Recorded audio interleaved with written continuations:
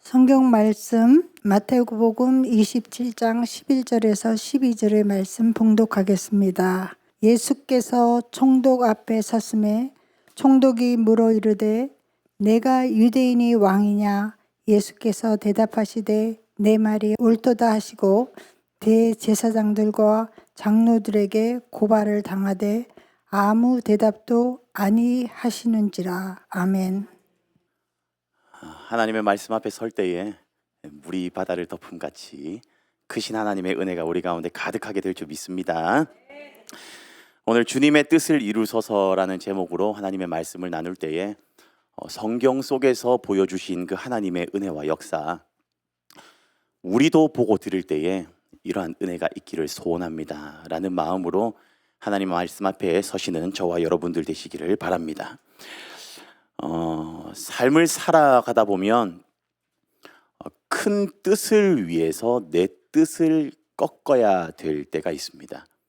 큰 뜻을 위해서 내가 가진 생각이나 또한 내가 가진 어떠한 뜻들은 좀 삼켜야 될 때가 있습니다.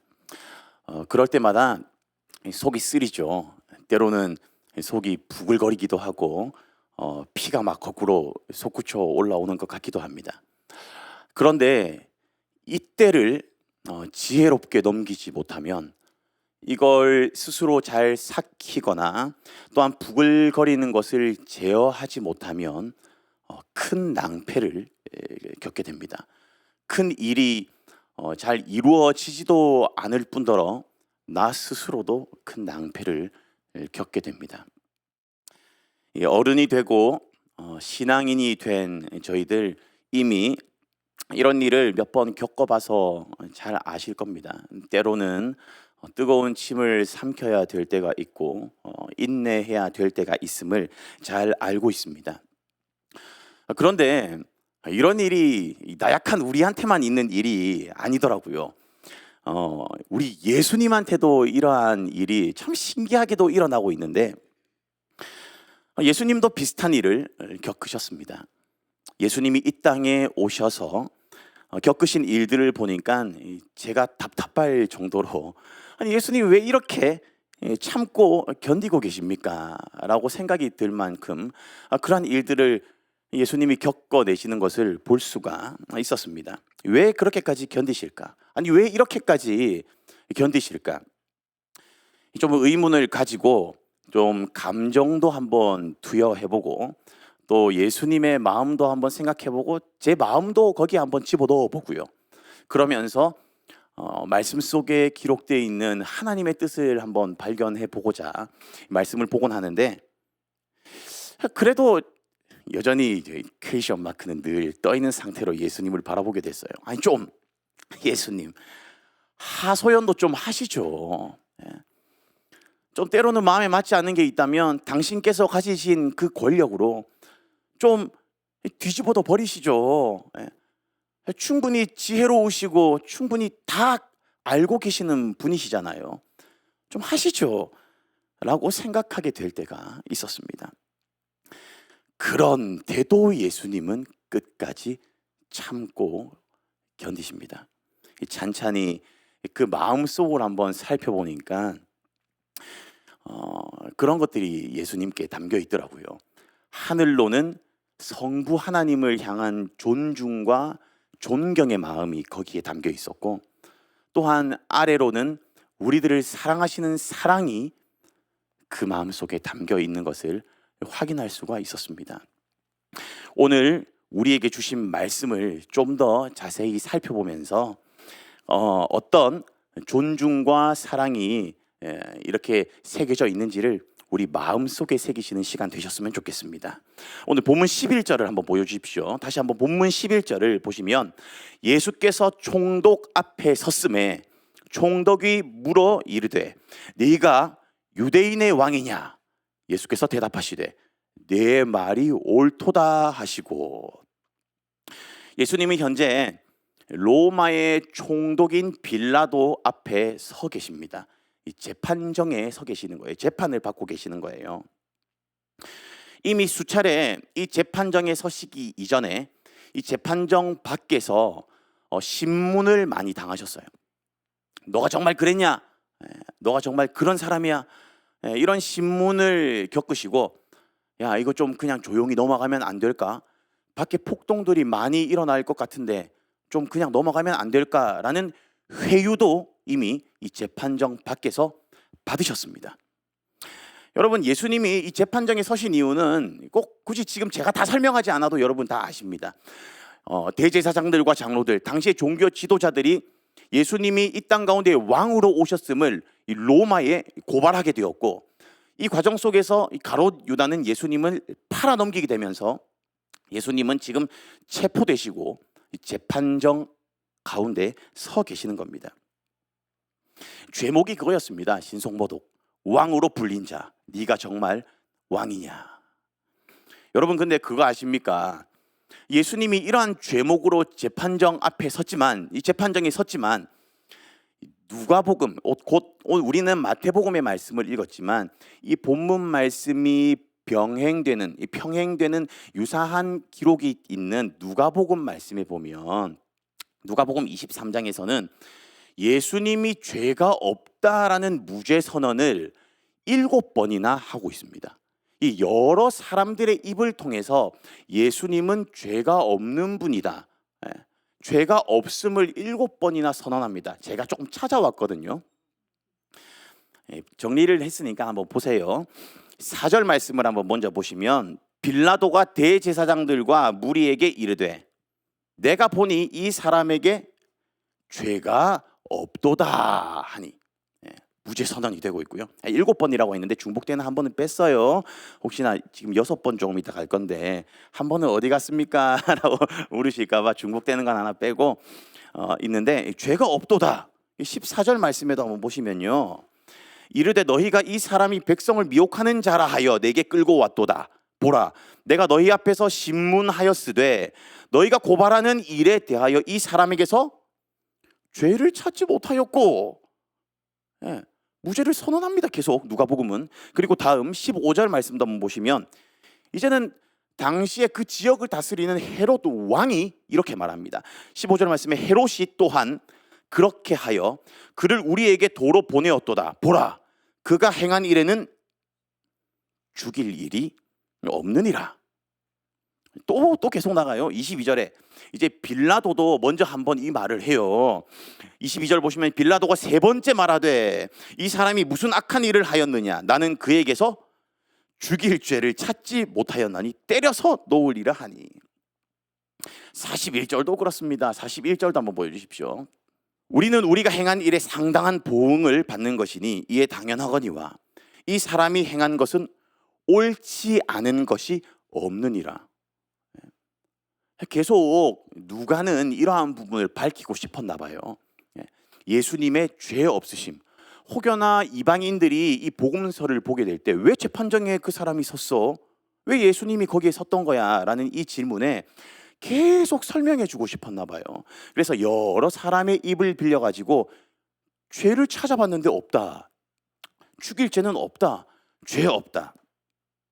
심지어는 예수님이 십자가에 달리시고 그걸 지켜보았던 로마의 백부장도 이렇게 말합니다. 47절 말씀에 백부장이 그 된 일을 보고 하나님께 영광을 돌려 이르되 이 사람은 정녕 의인이었도다 하고. 예수님은 죄가 없으십니다. 여러분, 우리가 이미 알고 있듯이 예수님은 죄가 없으세요. 예수님은 죄가 없으신데 그럼에도 불구하고 지금 재판을 받고 계십니다. 또한 우리는 이미 잘 알고 있습니다. 이 재판을 통해 예수님은 어떤 죄목을 받아서 십자가에 달리시냐면, 당시 십자가라는 이 형벌은 로마의 황제에 대항하는 정치적인 정치범들과 또한 살인범들이 받게 되는 최고의 형벌이었습니다. 많은 사람들이 저 장면을 보고 너무나도 잔혹하여서 다시는 그런 죄를 짓지 않게끔 높은 언덕에다가 매달아 놓고 사람들이 자주 볼 수 있도록 이 죄를 다시금 방지할 수 있도록, 일어나지 않도록 하기 위해서 우리가 알듯이 언덕에다가 십자가를 달아놓고 거기에 죄인을 달아놓았습니다. 가장 잔혹한 형벌이었죠. 예수님은 죄가 없으심에도 불구하고 이러한 처형을 받으셨습니다. 근데 저는 이 장면을 보면서 제 감정을 다시 한번 집어넣어 봤어요. 아니 주님, 변호사를 왜 선임하지 않으셨습니까? 최고의 변호사 찾으셔야죠. 아니 주님, 무죄가 7번이나 선언되고 회유될 때 그냥 조금 받아들이시죠.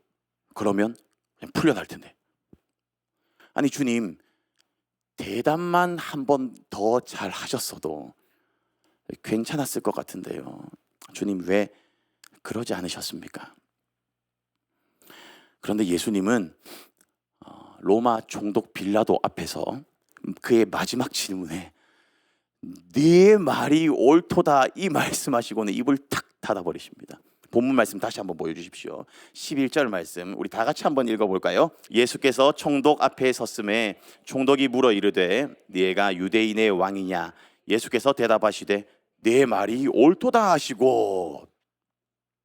여러분 이 구절을 한번 보시면 이 네 말이 옳도다, 이 앞에 어떠한 미사 요구도 붙지 않고요, 무언가를 구차하게 설명하지도 않고요, 구구절절 뭔가를 달아놓지도 않고 자신의 의견도 말하지도 않습니다. 너의 말이 옳다라고 하신 거예요.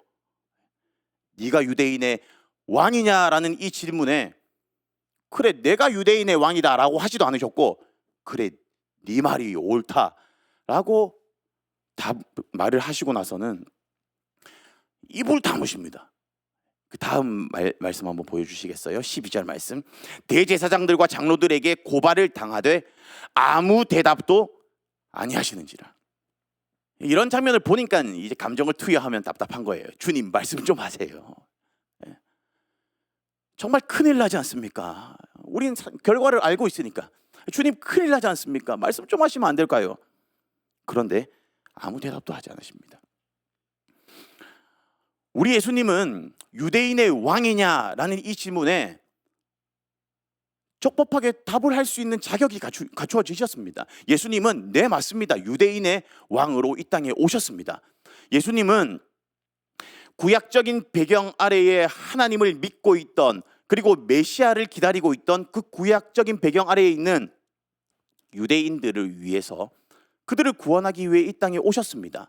그리고 온 인류를 구원하기 위해 이 땅에 오셨습니다. 마태는 유대인의 왕으로 오신 예수님을 구약의 성취로 인해 오신 분이므로 충분히 그 내용을 마태복음 전체에서 성취되었다, 구약의 말씀이 성취되었다, 구약의 말씀이 성취되었다라고 하시면서 이 성취된 하나님의 예언된 자, 그 메시아로서 이 땅에 오신 예수님을 마태는 충분히 밝히고 있습니다. 이 땅에 유대인의 왕, 온 인류의 왕으로 오신 우리 예수님. 그런데 감히 지금 로마의 통치자가 이 시대에 온 인류를 구원하러 오신 진짜 통치자를 지금 재판하고 있습니다. 그리고 어찌 진짜 왕이신 그 메시아 예수님에게 죄의 유무를 물을 수 있습니까? 절대로 그럴 수는 없습니다. 그런데도 예수님은 이들의 이러한 신문에 아무 말씀을 안 하세요.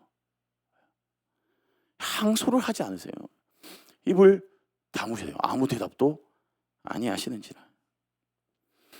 여러분 만일 우리가 이런 비슷한 류의 드라마를 한번 본다고 생각해 보면 이 한숨이 푹푹, 고구마 얘기 나오고 막 아마 이런 얘기 보면서도 그러실걸요. 법정에 누가 서서 억울한 일을 당하고 있는 경우를 보시면 이제 여러분 중에 법을 잘 아시는 분은 이렇게 얘기하실 거예요. 저거 저렇게 다루면 안 되는데, 이 법으로 이렇게 다뤄야 되는데, 저건 가만히 있어서 될 일이 아니야. 항소해야 돼. 그리고 사람을 잘 아시는 분도 내가 사람을 잘 겪어봐서 아는데 사람이 이렇게 되는 거 아니야. 온갖 자기의 이야기를 계속하면서 이게 맞다, 저게 맞다 라고 하면서 이런 드라마를 많이 보게 되었을 겁니다. 감정을 넣게 되었을 거예요. 그런데 예수님은 왜 아무 말씀을 하지 않으셨을까요? 예수님이 그저 말을 하지 않는 것이 겸손의 미덕이다라고 생각해서 말씀을 많이 아끼셨을까요? 왜 교회에서도 그런 윤리가 어느 정도 흐르고 있잖아요. 교회에서는 신앙생활하면서 말을 많이 하지 않는 것이 겸손한 것이다. 그럼 예수님도 이 말을 많이 하지 않는 것이 겸손의 미덕이기 때문에 지금 말씀을 아끼셨을까요? 그렇지 않습니다. 지금 예수님께서 말씀을 하지 않으신 이유는 말을 하지 않는 것이 하나님의 뜻을 흘러내는 것이기 때문에 하나님의 뜻대로 흘러갈 수 있도록 지금 입을 다물고 계시는 겁니다. 온갖 억울한 것들 지금 다 그냥 삼켜내고 계시는 거예요. 그래서 말씀을 하지 않으신 겁니다. 만일 지금 이야기를 했다가는 십자가를 지는 이 구원의 사건을 할 수 없었기 때문에 예수님은 하나님의 뜻을 아시고는 지금 이 땅에서 일어나는 그 일 가운데 하나님의 뜻대로 흘러갈 수 있도록, 하나님의 뜻이 이 땅에서 이루어질 수 있도록 당신께서 십자가 지시는 일을 하도록 지금 말을 하지 않으신 거예요. 만일 말씀을 하셔서 십자가를 지시고 구원을 하시는 일이라면 예수님 하셨을 거예요. 그런데 지금 상황 속에 말을 하지 않는 것이 십자가를 지는 길이라는 걸 아셨기 때문에 예수님은 아무 말도 안 하셨습니다. 성부의 보내심을 받아서 이 땅의 인류를 대신해서 십자가를 지시고 구원하시는 것이 하나님의 뜻이기 때문에 그 재판정 앞에서 하나님의 뜻이 흘러갈 수 있도록 그 길을 열어둔 것입니다. 저 같으면 이 일을 겪었을 때, 억울한 일로 또 여러 사람이 저를 모함할 때, 살다 보면 그런 일을 겪지 않습니까? 아마 여기서부터 아마 쓴 물이 역류했을 거예요. 쓴 물이 역류하다가 심장은 막 쿵쾅쿵쾅 뛰고, 눈에 핏대가 오르고 손은 덜덜덜덜덜 떨리고, 그러면서 이제 흥분하니까 말은 막 더듬어지고, 내가 흥분하긴 했는데 나를 모함한 이걸 잘 해결하기 위해서 온갖 짜임새 있는 논리로 그걸 헤쳐나가기 위해 내가 아마 말을 꺼내고 그 상황을 헤쳐나가려고 애썼을 겁니다. 그런데 예수님은 이걸 참아내시더라고요. 주님의 뜻이 이루어지기를 바라면서 견뎌내셨습니다. 성격 좋고 인내심이 많아서 겸손이 미덕이다, 입을 다무는 것이 미덕이다 라고 해서 지금 입을 다물고 계신 게 아니라 하나님의 뜻을 이루기 위해서 지금의 뜨거운 침을 삼키고 하나님 앞에 자신을 내어드리고 있는 것이었습니다. 사랑하는 성도 여러분, 저는 오늘 이 두 구절의 말씀을 통해서 이 성경이 우리에게 이 말씀을 보여주면서 우리의 마음속도 한번 비춰내는 것 같아요. 하나님은 오늘 우리에게 이 성경 안에 있는 이 말씀을 보게 하시면서, 그리고 이 음성을 듣게 해주시면서 우리 마음도 다 비춰내시면서 물어보시는 것 같습니다. 너는 나를 위해 무엇을 얼마나 견뎌줄 수 있니? 저한테도 이 말씀 하시더라고요. 배 목사, 넌 날 위해 뭘 얼마나 더 견뎌줄 수 있어? 성경을 비추고 나를 비추니까 내 마음속에 이제 추한 면들이 이제 드러나는 거예요. 숨겨둔 것들, 내가 언제 한번 딱 걸리기만 해라, 내가 이 말 한번 뱉어버릴 테다, 보복하려고 준비했던 그 말들, 언제든지 논리적으로 뱉을 수 있는 말들, 그리고 주님의 뜻보다 내 뜻이 더 맞습니다 라고 가지고 있었던 그런 것들, 그런 것들이 이제 비춰지니까 너무나도 부끄럽고 낯뜨거운 상황이 되었습니다. 사랑하는 우리 7 여선교회 회원 여러분, 그리고 오늘 모든 예배하러 모이신 모든 성도 여러분, 오늘 주신 말씀으로 권면합니다. 주님의 뜻이 잘 흘러갈 수 있도록 여러분들의 속 마음과 행동을 잘 다스리시기를 바랍니다. 예, 다시 한번 우리 이 본 말씀을 읽으면서 마음속에 한번 새겨볼까요? 같이 한번 읽겠습니다. 시작. 주님의 뜻대로. 네, 이런 은혜가 있으시기를 바랍니다. 예, 주님 뜻이 흘러갈 수 있도록, 주님의 뜻이 이루어질 수 있도록 내가 가진 건 조금 내려놓고 꿀꺽 삼켜버릴 다스림이 필요하다라는 것입니다. 그게 우리에게만 주신 게 아니라 예수님이 먼저 본을 보이셨더라고요. 당신의 뜻은 분명 그게 아니었을 수도 있고 변명을 하실 수도 있는 상황이고, 하나님이신 그분께서 이 땅에 오셨는데 충분히 그 자리를 피하실 수 있었음에도 불구하고 주님은 그러지 않으셨어요. 하나님의 뜻을 알고 있었기 때문에 당신의 속마음과 행동을 다스리시면서 하나님께 복종하셨습니다.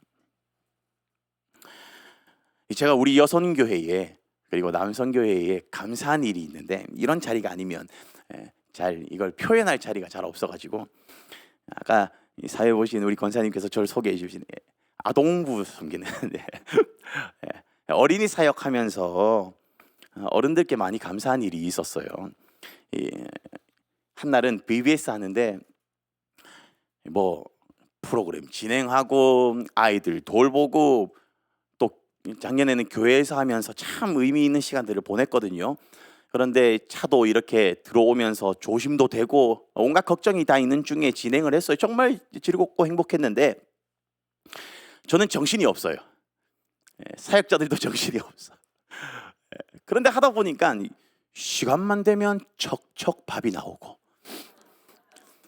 분명 나는 치우지도 않았는데 척척 치워져 있고, 밖에 우리 주차장에 아이들 워터파크 해준다고 오후에 이제 한쪽에는 슬라이드도 설치해 놓고 또 풀도 해놓고 먹거리도 준비하고 했거든요.